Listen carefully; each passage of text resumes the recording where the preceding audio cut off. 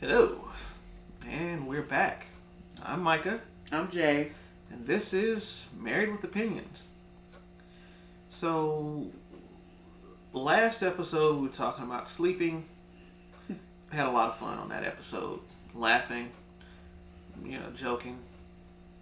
But now we come to something that's a little dear to us. So, we'll try to keep our composure in this. You making it sad. I mean, it is. Lighten it up. It's not. All right. I mean, it's not. Take two. It's not sad. I'm just saying, All right. So here it is. We've come to a topic that at some point in time it affects you. We're gonna live long enough. It's gonna affect. It's gonna happen. Mm-hmm. And that is the loss of a parent or both parents. Mm-hmm. Honestly, the second part, loss of both parents, I don't know what that's like. Me neither. But both of us have lost a parent. Interestingly enough, it's been the opposite parent. Mm-hmm.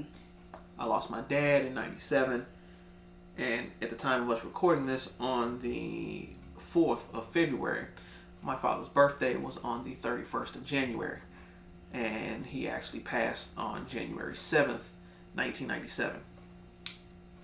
And this was also the interesting this year fell on the exact days that he passed. Passed, and yeah. So passed, and then we buried him. And so far as you, babe? My mom died November 6, 2008. And we had her service on my youngest son's first birthday, November 11th. So that's always been hard for me. Yeah. The thing about losing a parent is that I don't care how, you grow up, you might have been rebellious as a teenager. You did what you did as a child. And you had a parent that was, either parent that was there for either the caring or the discipline or whatnot to try to set you on that path. That voice in your ear mattered. That coming from them, you might not have heard them, but you listened to them. Mm-hmm. And some people don't know the difference in that. But I guess if you've made it by our age, you should understand what I'm talking about. Because their words resonate with you for a lifetime. Mm-hmm. Because they are trying to guide you, and in essence, they're part of you. Literally, they're part of you. Yeah. So, for those who have not lost one, and I understand sometimes relationships aren't good between them, or the thing is because you're so much alike, that also causes strain on a relationship. But you also got to remember you're partly looking to a mirror, and you might need to have some kind of relationship and try to understand why you're so much like that other person. Mm-hmm. So, for me, when I lost my dad, I was working at a grocery chain called Winn-Dixie, and on the 7th of January, I was just working in the meat department, and I was stocking food, putting out whatever it was, and I noticed this cop that was over in the lunch meat section. He was talking to one of the other employees. I forgot one of the other employees that worked in that department. And for some reason, I was like, I wonder why the cop's in here. I wonder if somebody just died. Not thinking normally that this cop might be in here to get some lunch meat for his kids or for the house or something like that. It was like, I wonder if somebody died.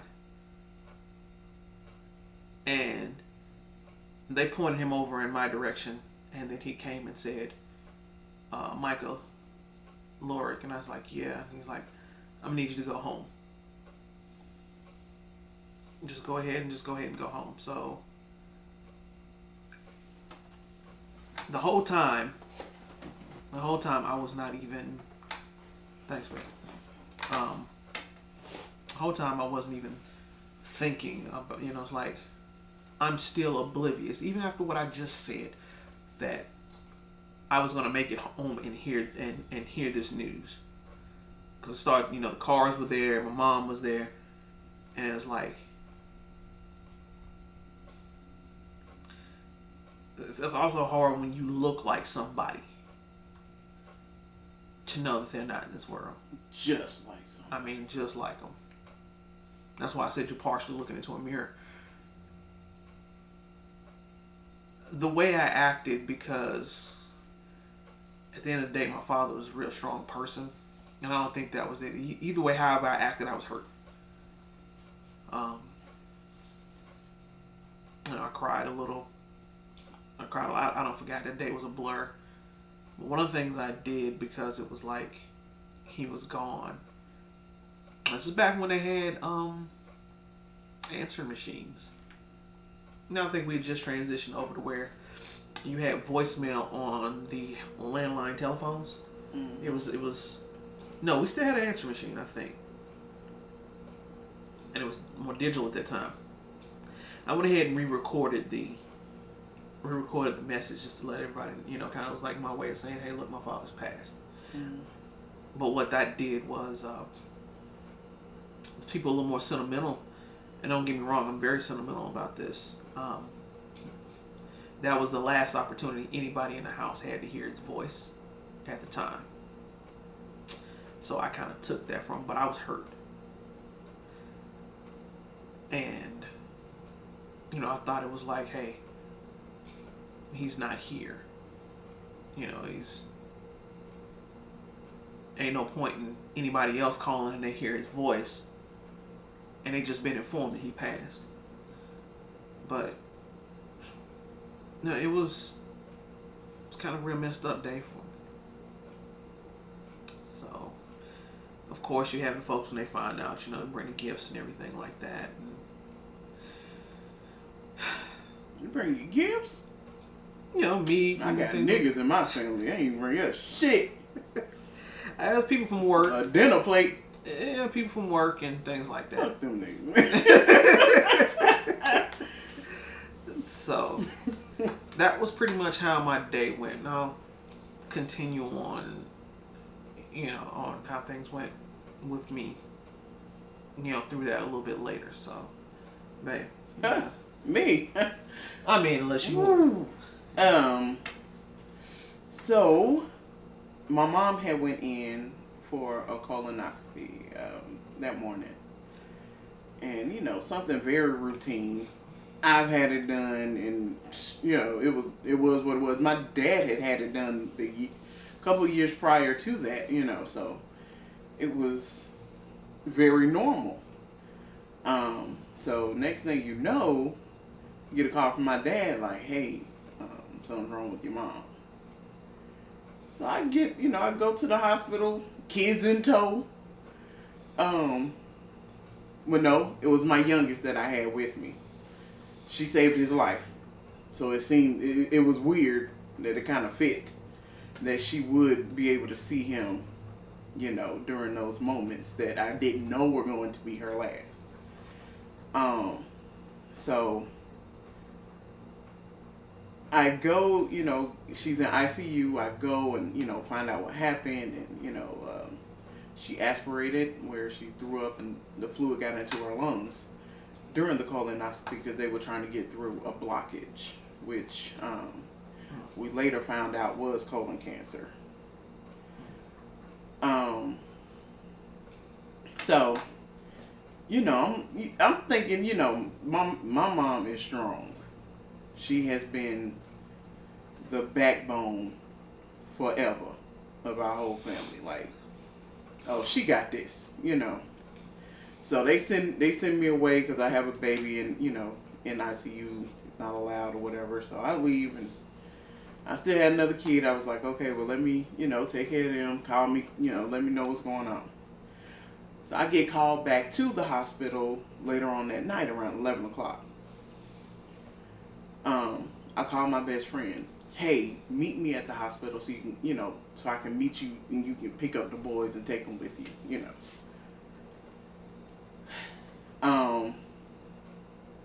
I get upstairs. My friend's already at the hospital. I get upstairs and, she's like, "Are you okay? You all right?" And, I'm like, "Yeah, I'm fine. I'm good." Just past my sister heading towards the elevator, by the way. I'm right outside the ICU. And so, I'm like, just take the kids, So she finally took them or whatever. I go in, see my dad and my grandmother and, all of them seem so, they're upset. And I'm like, for me, I'm like, she's, she's still in the room. You know what I'm saying? I'm not thinking anything of it. So they were like, so the nurse comes in, well, if y'all want to come in and see her, we can take you one at a time. And so I'm thinking, okay, I get to see my mama, At this point, no one has told me anything. And I'm just thinking, y'all some little emotional ass bitches. No. I get in the room, not paying attention to how quiet it is. Touch my mom's hand and it's cold.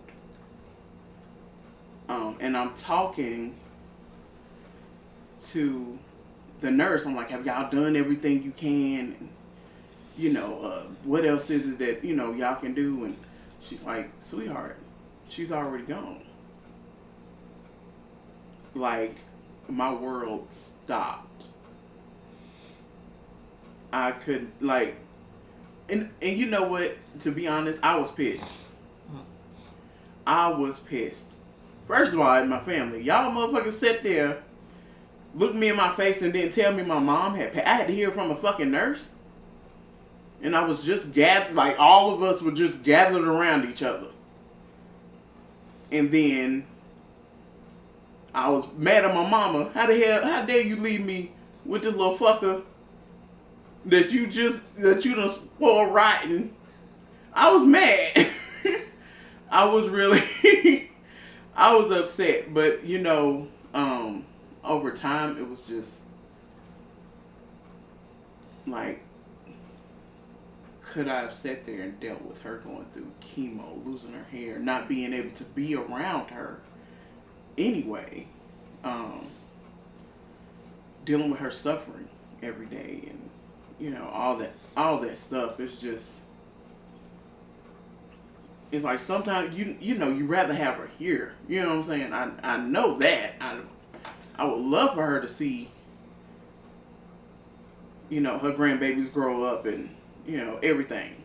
But at what cost? It was sudden. Yeah. It's not like we had time to plan. Right. But at that point, it's like, what can you do? You can't stop it. No. And I didn't mention, and this is not to take away from what you had. I didn't mention my father died in Florida in a trucking accident. 7 a.m. in the morning. I didn't find out till 11 that morning. And you're right. What can you do? So, some of the events that led up to this, you knew your mom was in the hospital. I mean, she was just going for routine colonoscopy. Before that happened, how were things with you? I mean, as far as me and my mom. Yeah. My best friend. I mean, I'm saying, like, let's just say, and I'm just comparing to what happened with me, and I'm just want to ask you this question. The week before it happened, everything was fine. Just like it was so normal, but my mom had already had a battle with thyroid cancer, so they had already taken care of that. Right. And there was I'm like almost a year prior to that. Yeah. So, but then they ended up doing 3 blood transfusions before she went and got the colonoscopy. And but still, like I said, that week. But she was sick.